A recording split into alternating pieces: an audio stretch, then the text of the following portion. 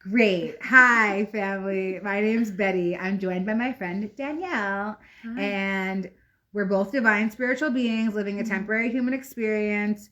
We are members of the same soul tribe, and we are physically with each other, which has never happened before. Yeah.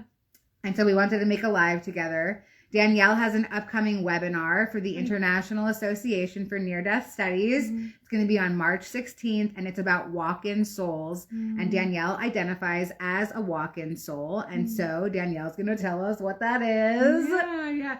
Okay, so a walk-in soul, and I can just give you my experience, is when what I experienced it as, of course, is with a near-death experience when one soul exited the physical vessel and another soul walked in. And what was really cool with my experience is that the memories from the walk-in lie dormant for about 17 years. And then about 7 years ago is when the activation happened and all memories of that walk-in flooded in. And so it's a different energy essence of emanating my physical vessel. So before the car wreck, it was more of a different soul. And I identified with her. I being Danielle, would identify that soul as Crystal. And and when that soul was done, had too much of the harsh energies around here, when it was just exhausted, it left the physical vessel, and that's when Elle walked in. Thank you for sharing about that. So yeah, the walk-in soul phenomenon, I think, is really interesting. I kind of think of it like a relay team. Yeah. So like how you pass the baton off to somebody else to finish the race. That's kind of how I perceive the idea of a walk-in soul. Like, okay, the first soul did their job for what they were supposed to do, and then the second soul walks in. And Danielle, Elle, her higher self, the soul that currently inhabits her body, has never been to Earth before. No, this is actually my first time here, which is very strange. I don't understand any of the systems that are in place, and I kind of try and stay out of them as much as I can. So I have been imprinted through the Akashic records when walking in. So I have memories that aren't actually ones that I've lived in this physical existence that are helping me to be able to function while I'm here. And so, yeah, it's just been through the imprint of remembering. Yeah, I love that, because it's not as if people, I think that lots of souls, I was having a conversation with somebody recently, and we were talking about first-time souls that come to Earth. They often, I just caught a glimpse of my nails in the camera. They look so good. Like first-time souls that come to Earth, some of them take on way too many challenges. They don't understand what they're actually signing up for because they've never been here before. So they're getting the information from, the beings of light, the collective, whoever you think higher consciousness is, whatever resonates for you. And, the beings of light are like, yeah, this is what your experience is going to be like, that, blah, blah, blah, blah, blah. And then you're like, yeah, man, I could do that. Addiction, poverty, homelessness. Like, I've got it. I'm good. But we don't really understand on a soul level what it's like to actually come down to this 3D reality and live it. But I think one of the really cool things about finding spiritual tribe with one another is that the whole weekend that I've been here, it's just been constant conversation around God. Like every 5 seconds is a prayer. Everything is about God. Everything is about light. Everything is about these spiritual experiences. And that connection is so powerful and vital. And vital for people like us. And not just people like us, but those who have become spiritually aware or just awake or activated, because it's really hard after you become awake or aware to have just normal conversation, like a conversation like this with just anybody. Because they're either just not going to understand or they're just not going to hear it. So when we're able to find somebody that we can resonate with on a level where you don't even really have to say too much to understand each other, I mean, that for me has given me more of a confidence to be able to be my most authentic self, you know, to be true to who I am, to say, you know what, yeah, I am a walk-in. And it was very hard for me to do that. It was extremely hard for me to come in and say, you know what, like, I'm not from here. I don't understand, and I'm blue. And to be honest, and I don't like sharing this because it scares me, because it always has, but like, even when I talk about like the 3 fingers, like the energetic fingers that I have, you know, but it's always been, it gets accepted with the people who are on that frequency, who are ready to hear that, who are already experiencing a lot of the same things and a lot of the same memories that are coming in, you know. And with that, we're able to come together in unity to be able to help other people awaken, you know. And that's kind of what the Course in Miracles tells us too, you know, like, once I start healing myself, it's going to ripple out and start healing our brothers and our sisters, you know. And that's what's happening for us on this planet right now. Yeah, I really love that. And there's some people in the chat resonating with what we're saying. Hi, Rebecca, I love you. And yeah, you know, I think that for me, the confirmation of hearing other people say the same thing, which is why I think that it's so important to create conscious space, which is why I'm so grateful for the relationship that I have with the International Association for Near-Death Studies, because they let me find speakers to bring on their podcast and speakers to bring on their webinars. And so I get to constantly be in contact with other spiritual experiencers, and everything is so mirrored. I mean, there's so many different splinters of spirituality. There's all these different routes. Like earlier today, Danielle and I were talking about the starseed phenomenon and how when I first came into spiritual awareness, it was so important for me to find the information about starseeds. And when I found my star system, which I automatically knew right away, as soon as I saw all the different options, I knew exactly which one I was from. And then coming further into spirituality, I found even deeper roots. And I think that because, and if you're unfamiliar with what starseeds are, basically it's about light workers who come to Earth to uplift the consciousness of the planet, and they come from different star systems. They're not from here. Right. We're not from here. Right. Yeah. So, you know, I think that I found myself very attracted to the Orion constellation. I knew that I was a starseed from there. And then I found that I had Lyran roots as well. And because I was definitely here for the fall of Atlantis, I think it might have actually been partly my fault. Spoiler alert, I destroyed creation. My bad. But like when I found that information, it was so amazing, because I finally felt like there were other people who could understand what was going on with me. And now it's evolved into something else. And I think that everything is supposed to evolve. And some people stay in that awareness. I think that's really cool too. But we have this infinite sea of awareness to climb into. And to have fun with. Yeah. That's what it's about. It's all about having fun with it. Like when we wake up, and I know for me, that's a lot of the ego that gets scared. And I still have a lot of that comes in.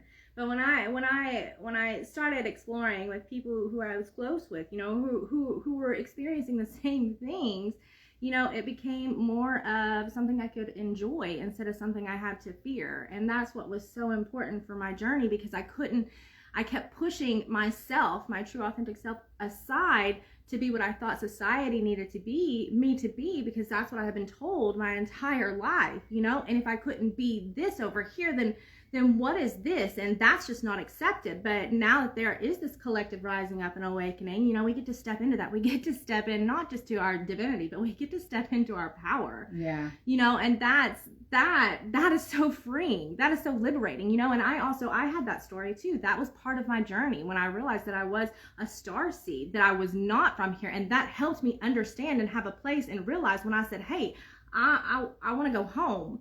You know, and somebody's like, well, just get in your car and go home. Like, no, you don't get it. Like, I'm ready to go home. Like, I don't belong here, you know. And then after a period of time, which took a lot of work, you know, waiting to find out like where I was from. And like, I'm actually from the Pleiades. I have a lot of the consciousness that's active right now that is from the Pleiadian system. And that's what I resonate with. And I love that. I love that about myself, and it explains a lot of the memories that I have, you know, with the blue and the water, and I've got those memories, and they're true for me. They're true for me, and coming into a spiritual community that can support that and encourage that, that's what's important. That's what we need. We don't need people to tell us, stop, what are you saying? We need people that are going to say, okay, that sounds great, you know, like, My intention is to learn how to love myself and learn how to love others. That is not causing any harm. So if I've got all of this other stuff happening, like I need a place to be able to put it.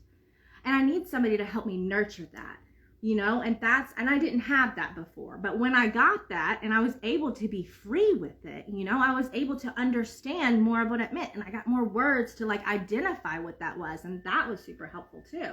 Yeah. So somebody in the chat is asking about that they have had, hold on, let me just pull it up real quick. This is so exciting. I know, it's so fun. So somebody said, I've never had a near-death experience, but there has been times where I've had the feeling that I've lived another life through dreams. Yes. Is that possible, or is it just a dream? And then somebody else added, I always have dreams of being able to breathe underwater, and people in the chat are resonating with each other. Yay, spiritual community. Yeah. Everybody feels each other. Yeah. So do you want to share about the idea of past lives coming through dreams? I would love to say that they're memories. It's not just a dream. You know, I mean, even though we are living in a dream. We are in a dream. This is a dream.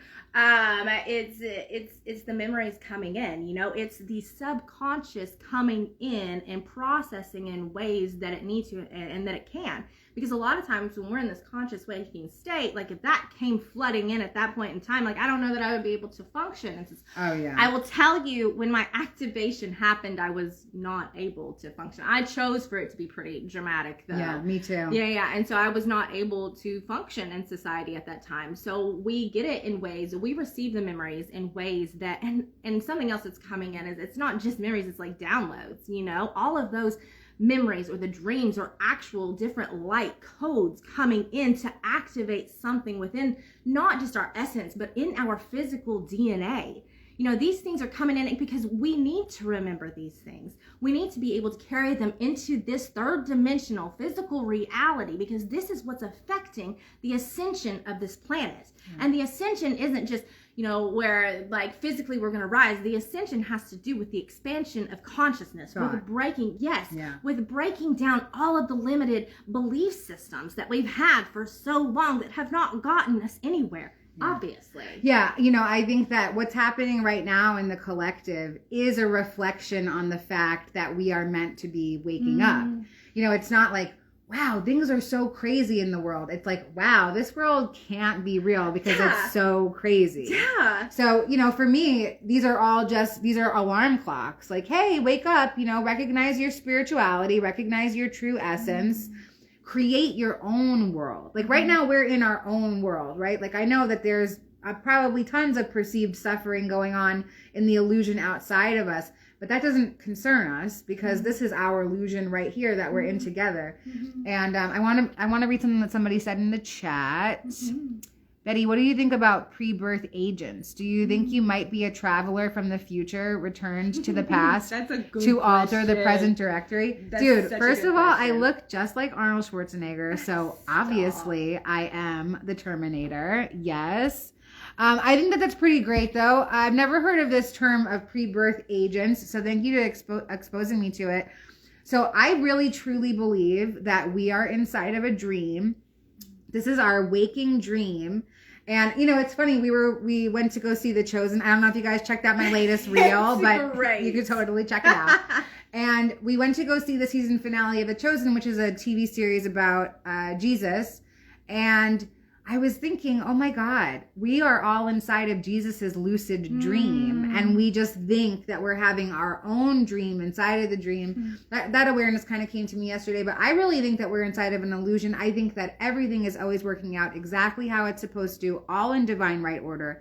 I don't think that anybody has to come here and switch things up for what's going to happen. We are in the midst of evolution. You know, like, yes, we are. I think that having something like a pre-birth agent or somebody that comes in to fix a timeline would be like a doctor shoving their hands inside of a woman all the way while she's trying to give birth and just interrupt the process of something that's going to happen absolutely naturally. That was like kind of a graphic No, gross. That was okay. It's that was a little gross. It's supposed to go. Yeah, but I think that that's something that I think is going to happen naturally all on its own. We're just waking up from a dream. Yeah. And we're going to wake up to different layers and levels We're gonna of the dream. Yes, that, and you've had, like, she's had a couple of deja vus this weekend too. Yeah. And it's like, that's something that keeps happening. It is the awakening through the layers of the dream as the perceptions, the distorted perceptions continue to heal.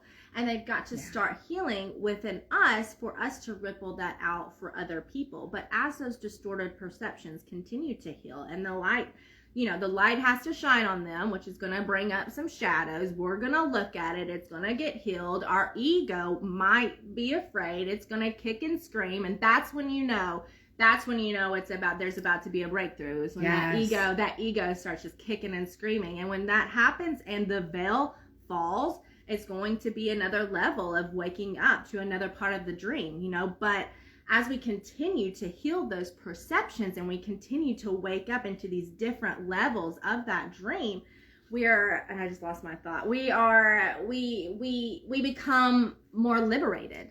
Yes. And that's the mission of what we're here to do. And I truly believe that Danielle and I are from the same jump team. Definitely. Yes. We both have very strong resonance with certain numbers. So Danielle is officer number 137 and I'm officer 139. And we came here to liberate Earth. And many times I think, does Earth want to be liberated? These people, like, this place does not want liberation. But at the same time, I know that the distorted perceptions, so like the perceived suffering that's going on in the world, those are markers for us. Those are remembrance markers for us to say, oh yeah, I am inside of a dream and the dream doesn't have to look this way if I don't want it to. Mm-hmm. So we're going to pull a card for everybody on the live right now. You want to do this one? Yeah, you want to pull it? So I'll talk about the deck. This is the Gateway of Light Activation Oracle deck. It's my favorite. It's Danielle's favorite. Because it's my newest one. I've got a couple and I called it my elementary one. They're the Dream Oracles. And it had a blue lady on it, and that's one of the memories that I had when I was walking in. I was standing around this big looking like blue globe thing, and I saw, what to me were like the elders, and then I was standing there and I was blue, and so it resonated with me. And love that. And then my mom got me the Native American one, which is great too. But this one is like something I graduated to. This is so. Yeah, Danielle's got a lot of really cool decks, and we were pulling cards for each other yesterday, and everything was hitting. Everything. It was amazing. So wild too. One of the first cards, as soon as she got here, we went and did something, and we got home, and I pulled the employment change card. Right, Danielle's gonna have a new career, and it's gonna be that she's gonna be an Instagram live speaker and make tons of abundance that way. Oh my gosh! And what's wild is on Thursday, I think Thursday is when I started updating my resume. I hope nobody from your job is watching. I hope so too. Just kidding. It's just on mine. Okay. Oh my goodness. Okay, so I do it a little differently because I like to feel. I'm also a Reiki master, which is really cool. Something that happened to me after my activation, and I became aware of all these ancient memories flooding in. All I heard was like Reiki master, and I was like, what is Reiki? And then I was able to become one. And so anyways, it helped me understand how I feel energy with my hands. So what I do is I pull by feeling energy instead of allowing, and I can't really see it, which doesn't make it fun for everybody, but what usually let me switch the camera around. Okay. So what usually, and I don't know if some of you can actually see my, and guys, check out Danielle's manicure. Her nails look so cute. So I can usually, like right here, I can feel the energy coming up through my palm and into my pointer finger, and sometimes it pulses, and it's going to be this one. So it's the Holy Grail again. Oh my God. Okay, let's show them the card. Okay, so it's the Holy Grail, Inner Discovery. Who is that for? Every one of us. Everybody share if this resonates. Holy Grail, Inner Discovery, Finding Sacredness. You are what you seek. Look at that golden light. It says, you have been on a great quest, seeking, searching, discovering, but the further you've gone, the more your heart has called you back. You may still be looking for treasure, but now you're discovering that all roads lead back to you. The great source of creation holds up a shiny mirror in front of you, and for you to see your reflection. You are the answer. You are the divine. You are created. You are creating. The gateway of your divinity has opened, and the vessel of your being is flowing with infinite light. You have been searching for God, and God is within, so go within. This is the key to heaven. Your cup is overflowing. Your gifts are being unlocked.